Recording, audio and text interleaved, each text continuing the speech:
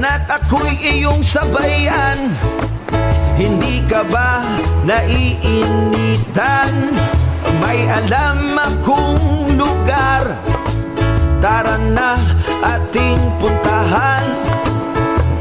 Doon ay may maraming likas na kagandahan at mga bagay na maglalaro sa iyong isipan.